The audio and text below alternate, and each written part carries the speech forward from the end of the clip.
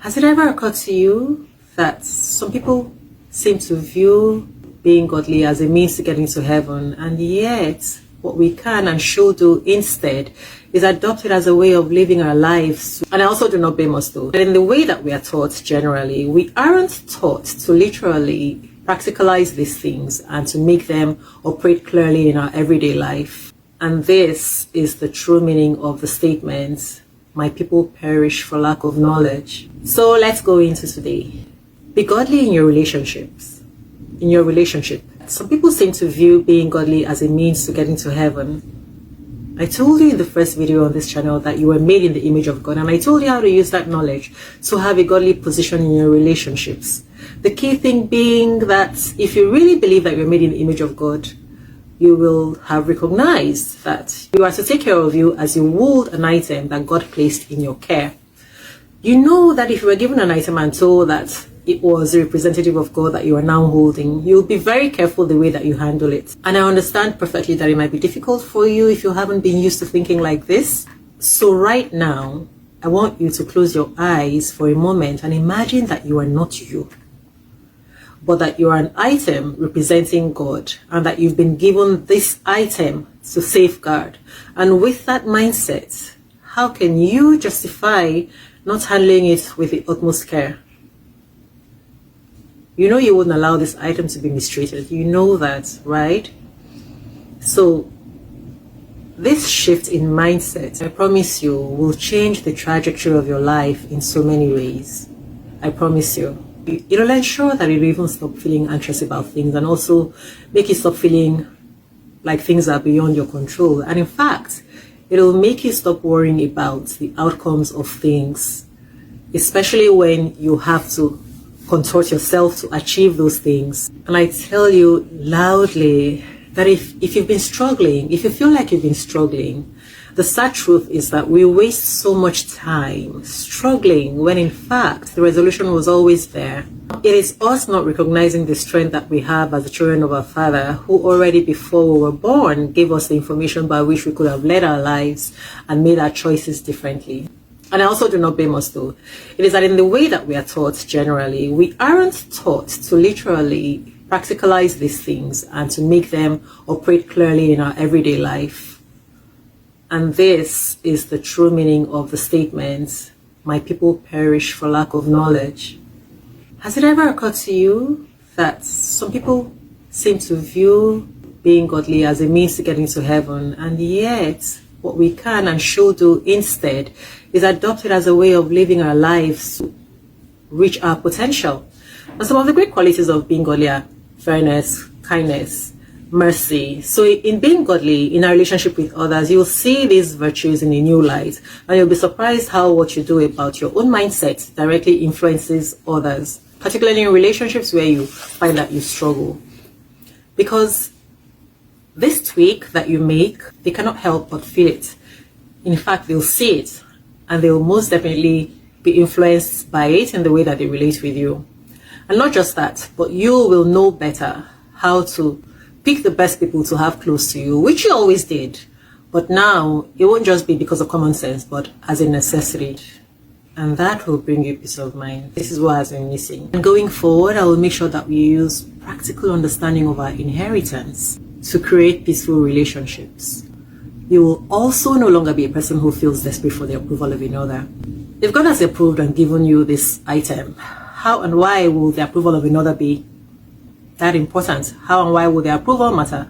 You will come to realize that in fact it is you who should be doing the approval, ensuring first that the other actually meets the standard of a person who can play with this item that God has given to you to take care of. Your life will take on a new meaning as your view of yourself and your worldview change. In that first video, I explained also to you how even ungodly people and people who do not even believe in God actually use this every day to get what they want. I'm sure you want that freedom that you didn't know was yours all this time. So just go and watch that video, and I'll leave the link under this one. I insist, it's a mind opener. Welcome to your new life and the best version of you. Watch that video and come back and like this one. I'm not even going to tell you right now to like this video or to subscribe here. I want you to go and watch that video. and you'll begin to understand what I mean. But of course, if you like, you can hit subscribe right now or like this video, give it a thumbs up, okay? And I will be starting the community soon so that we can start getting together going forward. Like I said in the video, I'm going to post right after this one, or maybe I'll post it before this one. I don't know what. There's a video where I said, now that you've got the basics. So going forward, I'm going to be sharing with you how being godly. Okay, you know what? I'll just put a picture here. Here's a picture. So in that video, I said, now that you've got the basics, going forward, I'm going to be sharing with you how being godly really every day, in the way that we take our decisions and in the way that we work our relationships with people, influences everything in our relationships. That is what we need. That has been the missing link. Because the thing is, even when we think that we're being good, sometimes what we think that we're doing out of the goodness of our hearts is sometimes actually selfishness. And I want us to begin to understand that we should be looking at things very closely, deeper and under the layers, so that we can actually understand the impact and implications of the things that we do and the decisions that we make with people that we even say that we love. Because sometimes, even the things that we do to other people, towards other people, in our minds we believe that we're doing these things out of love for them. But sometimes it's actually our own selfishness, because we want to do those things for ourselves, even though we believe that we're doing them for those people. And once we bring in that selfishness, which we don't always recognize, we skew things against us, against that person, and against the whole relationship. So I want us to begin to look deeper. As I tell you, as I said in that video, a lot of the things that we see online about people not treating us right, the truth is, a lot of the time, those people position us to think about those people that are in a relationship with us as an enemy. But honestly, that's not what it is. In many cases, yes, there are people who are bad, but the truth is, when you actually look at the person in a relationship with you, you know that truly, you cannot say that this person is your enemy. We contradict ourselves in a lot of things that we do in life. So let's begin to look deeper. One example that I can tell you right now is, for instance, we forget to remember that people are coming and living life with the experiences that they've had in the past. And sometimes, say for instance, someone who is always lying to you, you may begin to see that person as not caring about you because they lie to you. But we may not recognize that sometimes this person has, maybe in their previous relationship, they were with someone who, when they showed who they really were in certain things, the person didn't understand and talk through things with them, but instead accused them or judged them. You know, but then now you know that you're not going to judge this person, but they don't know it. They're only trying to avoid what happened to them in the previous relationship, not realizing that now again they're contradicting themselves by taking this stance of lying to you because they just don't want you to see them in the light that that other person saw them when the person started to judge them. And so when this person is constantly lying to you, you are just looking at it like, this person must not care about me if they're always lying and trying to deceive me, but not realizing that they're not trying to deceive me. They are only trying to protect the relationship.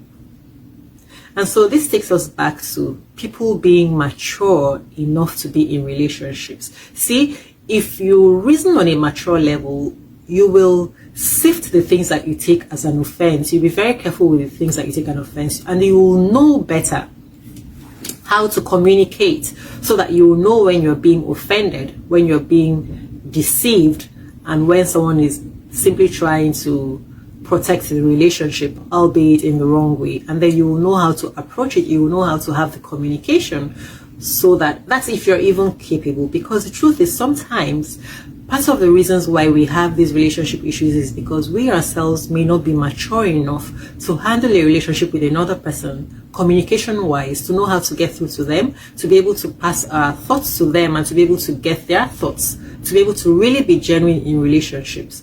The biggest thing that we need in relationships is authenticity. And people are afraid to be authentic because they're afraid of judgment from another person, because they are not able to even weigh or gauge another person. And we will do better if you actually approach things from a godly perspective. And that's why this is important.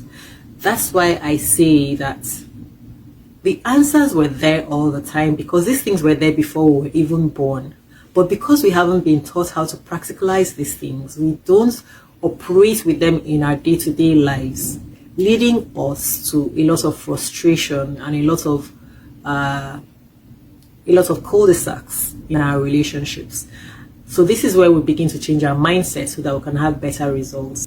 So in everything that we do, if we begin to approach our relationships with godliness as our operating platform, as our operating foundation, everything is going to change. All right. See you soon.